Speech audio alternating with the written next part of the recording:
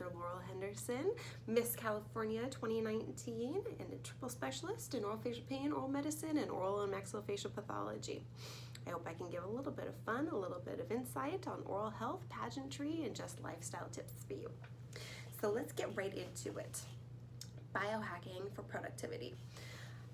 There are some tips that I've learned across the years to make my life a little bit easier and working with my own natural strengths to make myself a little bit more productive. So I try to stay to the same wake up time every single day. It helps me feel less terrible about waking up in the morning if I force myself to wake up at the same time every day. My body has just learned to wake up, and I actually wake up kind of before my alarm sometimes, which feels good. It feels like I'm never startled out of sleep. The way I've done that is I have a cool light up clock that wakes me up in the morning. It's fancy, I get it. You don't have to have that. I think there's apps on your phone that you could use that do the same thing, but I prefer to be woken up by light and birds rather than that horrible sound that iPhones make that scares you super bad. I wake up really early, 5 o'clock every day, because I like to have enough time to prepare for my day. Whether that means getting a workout in, making my coffee, making my breakfast, doing a little meal prep for my lunch for the day, doing my makeup, having a shower, just having my morning routine, it helps me feel like I'm gonna have a good day. If you're always rushing in the morning, it just kind of sets your day off to kind of a rough start, and usually it's hard to come in strong when you're not on your best day, on your best morning. So I like to standardize my mornings. Secondly, I like to engage in the Zuckerberg theory of fashion, which is I'm much more functional than fashionable. A lot of my outfits are just neutral colors, so I can mix and match really easily without even thinking about it at all. I know it makes me look a little boring because I wear a lot of black all the time, but if I could, I would just wear scrubs every day or a hoodie and stretchy pants, and that would take a lot of mental effort out of what I'm doing. Obviously with pageantry and with appearances, I do like to be a bit more fashion forward, but that extra time that you spend thinking about your appearance every day is time that is taken away from productivity. That's my opinion. And Mark Zuckerberg's opinion too.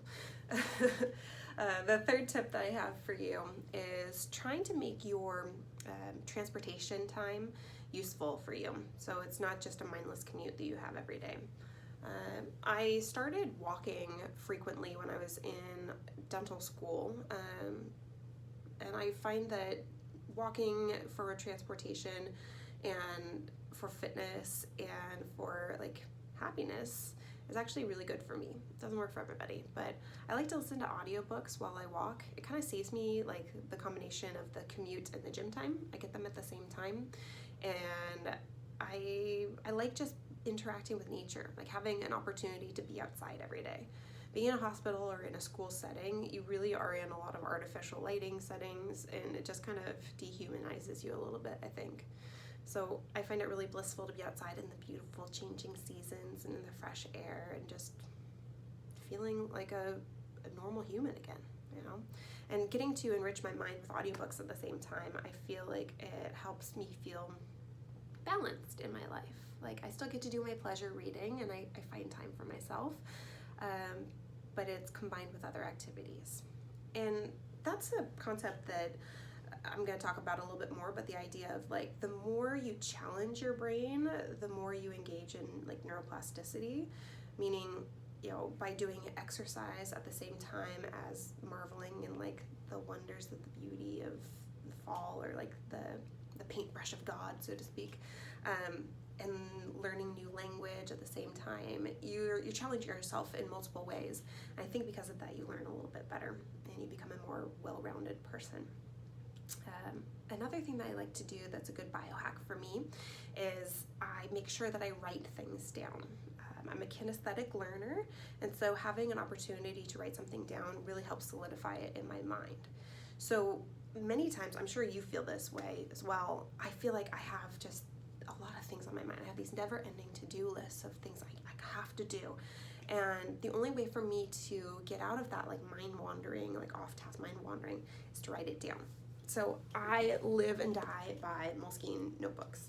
I write down everything that happens to be on my mind, whether it's, speeches I have to say, or it's, my postmortems on trips, how I could do a trip better next time, or, what I want to pack for a trip, or my grocery lists. I mean, you name it. My goals for the year. I try to write all of that down. It just helps get it out of my mind so that I don't have to think about it after that.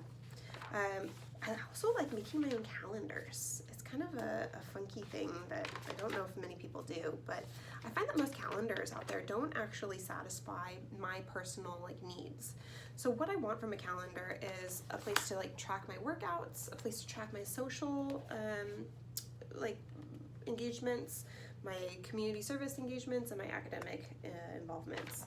So by creating these monthly calendars, and then I have my own little method of watercoloring the days that I worked out on, and writing down how many steps I took each day, and I put little gold stars on the days where I ate well. Those make me really happy, and it makes preparing for pageantry a little bit more interactive and a little bit easier to follow.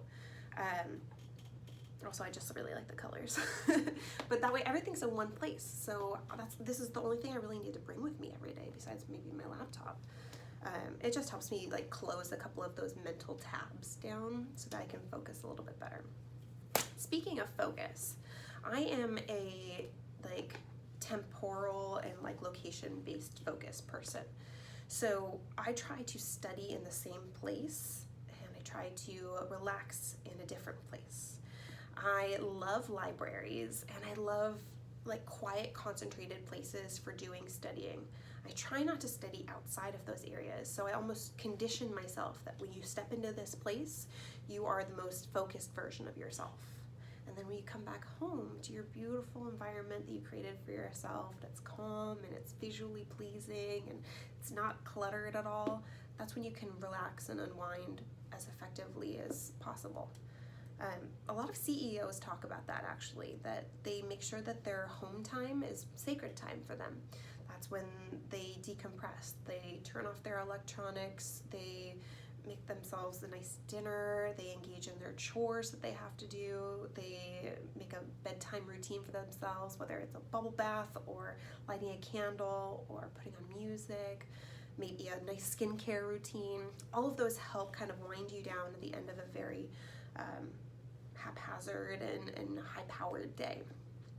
And I try to engage in those as much as possible because, again, it helps me have a really good night of sleep so I'm refreshed for that 5 a.m. wake up the next day. I think the key of productivity that we don't talk about that much and we really should talk about is finding the bliss point. And bliss point is a term that I've stolen from food science, which is the perfect combination of salt, sugar, and fat. And it's the mouthfeel and the texture and the taste of something that's really delicious. You can't just have more, just one bite. You have to have more than one. And I feel that's what our careers and our lives should be. They should be filled with the most amount of bliss points as possible. So a bliss point in life is when your joy and your productivity collide with each other. When what you do is tapping into your purpose and it makes you happy. So you're creating something, or you're discovering something, or you're diagnosing something or treating something, and it gives you joy. And it's not difficult to be disciplined because you're proud of what you're doing. I find that, at least for me, I had periods of time in my life where I was being very productive, but I didn't have a lot of joy. Or I would have low productivity because I would have low discipline because I had low joy in what I was doing. And I had many times in my life where I was just so excited about what I was doing. I mean, I could binge watch a whole series, or I could cook a beautiful meal and bake lots of things, and it just wouldn't tire me out. Or even dreaming up my perfect gown for pageantry. Those are things that really got me excited. And I didn't want to go to sleep because I was so excited dreaming of those sorts of things. That's that bliss point for me. That's when you know you're hitting the sweet spot. So I guess the first time I really felt that bliss point was when I was bed bound after surgery in dental school, and I was binge watching Grey's Anatomy, and I felt this sudden desire and hunger inside of myself that I love studying these medical conditions. I would write down all of their names and I'd look them up. I'd pause the show and be like, okay, what is McBurney's point, and what does it signify, and what is neurocysticercosis? Like, what are these things? Those got me excited about life, and I realized that maybe the area of dentistry that I was going to go into to be an orthodontist, that wasn't really my bliss point. And now that I'm living my like hospital, Grey's Anatomy, ER dreams, I do feel like I found my bliss point.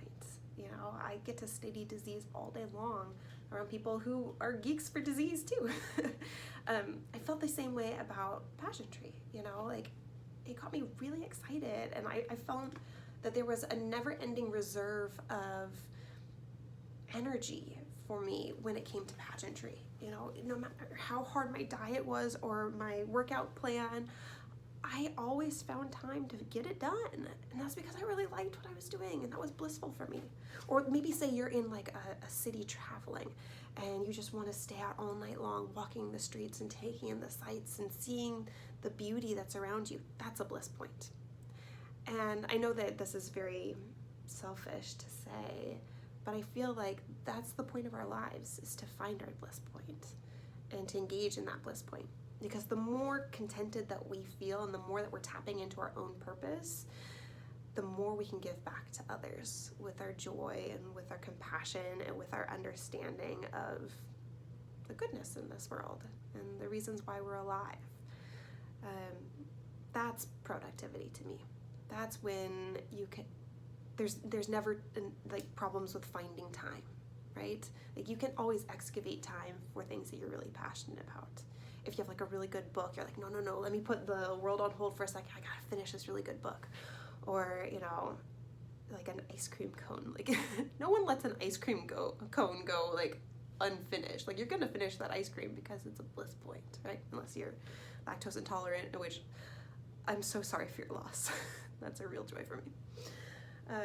I know these were kind of silly and rudimentary biohacks and lifestyle tips, but I think that it really gets to the point of like what we're all here for, essentially, which is to like find our gift in this world and then give it away, right? So these videos have been a real joy for me, and I do enjoy making them, and I'm very grateful for Justice for this topic. Next week, we're going to do something really fun, which is working in my area of, occupation. I'm going to do a video on what oral healthcare products I personally use. They're not endorsed at all. Like I'm not getting paid, but just like what does the dentist recommend, So hopefully I can illuminate why I make the choices that I do. Maybe that helps illuminate some of your lifestyle choices. But until then, I hope to have a really good week, and I hope that you also have a wonderful week. Take care. Do you ever put too much highlighter on your upper lip and it just makes you look like you have a sweaty mustache?